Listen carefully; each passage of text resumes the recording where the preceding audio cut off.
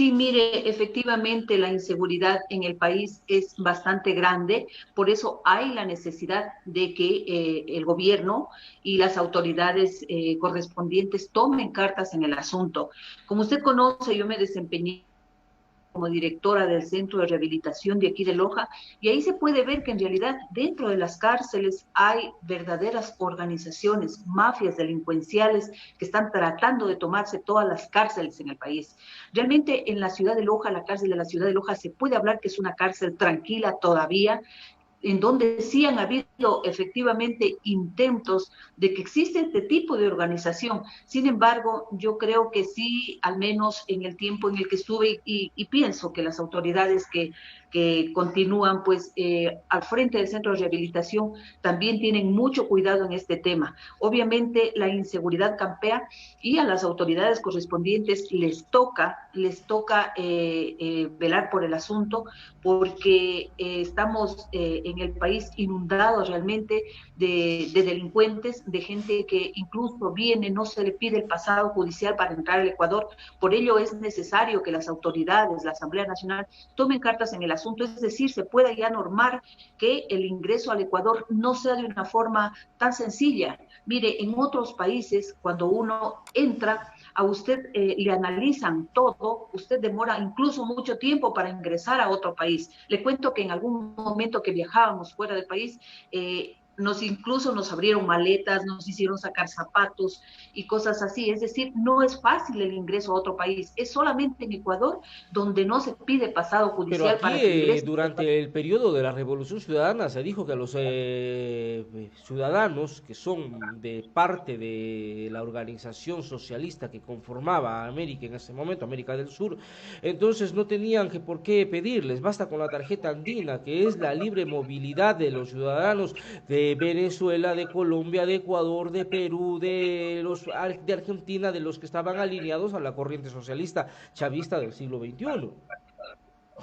Mire, usted acaba de mencionar en alguna noticia el crimen que se cometió con alguna persona también que estaba, si se quiere, vinculada al tema delincuencial del país. El Pues líder de en los realidad en soneros. nuestro país sí existe la delincuencia. Sí, exactamente. Existe esta delincuencia, pero tampoco podemos desconocer, Carlos, que gran parte de temas delincuenciales, recordemos el abogado guayaquileño que dio entrada a dos venezolanos, lo mataron. Y miren, no se sabe, ellos desaparecieron y ni siquiera ha sido efectiva, no han sido efectivas las autoridades para decir, aquí están estas personas que cometieron este crimen y como lo cometieron en Ecuador deben estar sujetas a las leyes de Ecuador, porque es así, ¿no? Un ecuatoriano que Identificado el comete un crimen problema, en el extranjero, doctora, perdón. identificado el problema, ¿cuál es la solución? ¿Qué es lo que propone Lucio Gutiérrez? ¿Qué es lo que propone Sandra Jiménez? Mire, efectivamente existe la propuesta nacional, Carlos, y es la que precisamente dice se abrirán las puertas al Ecuador para que ingresen extranjeros que quieran venir a trabajar, que quieran venir a contribuir al desarrollo del país, pero quienes no lo hagan pues tendrán que ser sancionados. Pero para evitar esa situación, Lucio Gutiérrez y obviamente Sandra Jiménez proponemos que se pida el pasado judicial de estas personas. Mire, que las cárceles en realidad sean verdaderos centros de rehabilitación, que no sean solamente el lugar en donde encierran al que comete la infracción, al que comete el delito, sino que también existan estos centros de rehabilitación y se cumpla con el objetivo para los que fueron creados. A ver, Obviamente usted fue, eso. perdóneme, un paréntesis, doctora, con todo respeto, perdóneme que le interrumpa para que no se nos vaya el hilo de la idea. Usted estuvo su paso por el centro carcelario de Loja, porque de rehabilitación no se le puede llamar, yo creo que ninguno del país realmente. Vemos que el Estado, los ecuatorianos, gastamos para mantener las cárceles en donde hay un gran grupo de inocentes, claro que los hay, un gran grupo de inocentes, pero estamos subsidiando la gran mayoría de delincuentes que se encuentran ahí, comiendo las 3 veces al día, durmiendo tranquilamente y seguimos restando recursos a la educación, a la salud. Entonces como que no hay equidad. ¿Qué se puede hacer? ¿Quién va a poner el dedo en la llaga para decir, señores, como sucede en otros países como Singapur, por ejemplo, presos que están ahí tienen que trabajar para su propia comida? Entonces, ¿cómo se puede hablar de un sistema de rehabilitación cuando ni siquiera los recursos que reparte el Estado son proporcionales? Sí, efectivamente, mire, Carlos, se llama un poco la atención y como experiencia se lo digo al haber estado al frente del centro de rehabilitación, en donde nos dábamos cuenta que habían personas que incluso ya cumplían su condena, pero no tenían ellos ninguna prisa por hacer documentación para salir del centro de rehabilitación, porque efectivamente ya adentro pues ya tienen camaradería con el resto de PPLs que se encuentran ahí recluidos y tienen comida, como usted lo dice, entonces no tienen mucha necesidad de salir ya con libertad porque están adentro, si se quiere, aunque en medio de las condiciones que hay, a la final están con un techo y están con comida, ¿no? Entonces, esa situación llama la atención y la propuesta nacional dice, estas personas que sean recluidas en los centros de rehabilitación del país comenzarán a ganarse su comida con el sudor de su frente. Es decir, habrá una forma de que ellos se ganen los recursos, que les digo, haciendo parcelas, trabajando, produciendo, en diferentes actividades, como que se aplica el tema de la rehabilitación. Es verdad lo que usted dice, Carlos, no se debería llamar el centro de rehabilitación en realidad, porque no existe rehabilitación. Eso es muy, dista mucho decir rehabilitación dentro de estos centros carcelarios. Falta mucho, pero como le digo, también de las autoridades debe tomarse en cuenta esta situación y trabajar con el tema de la delincuencia, porque hay mucha inseguridad actualmente en el país. Bien lo dijo usted, desde hace más de una década la delincuencia cunde en el país, porque efectivamente han habido leyes que favorecen al delincuente y no protegen a la víctima. Entonces, esa situación tiene que ser a la inversa, proteger a la víctima y sancionarse efectivamente como corresponde al delincuente. Debe de ser así, pero para eso se necesita legislación profunda, un trabajo de legislativo con conocimiento de causa, porque dentro de este discurso que ya se vuelve populista de que queremos nuevos, queremos nuevitos así de paquete, resulta que los nuevitos de paquete ni siquiera tienen idea de lo que van a ir a hacer en un órgano legislativo. Entonces es un problema. Permítame, por favor, dar lectura a algunos criterios. Leo Miranda dice lo siguiente. El mejor grupo de candidatos lo tiene la lista 3, un equipo formado por candidatos que abarcan los tres entes de la sociedad, como lo son adultos mayores, experiencia y juventud, sin tapujos ni pasados políticos engorrosos. Todo adelante, doctora. Rosa Hurtado dice, doctora Sandrita, me alegra poderla saludar ahora que está en esta entrevista para decirle que siga adelante, ya que usted siempre ha sido una mujer luchadora por el bien de la sociedad. Sus propuestas son muy buenas. Paulina Vargas dice, saludos doctora Sandra Jiménez, muchos éxitos y bendiciones, adelante con su candidatura a la Asamblea, viva la 3.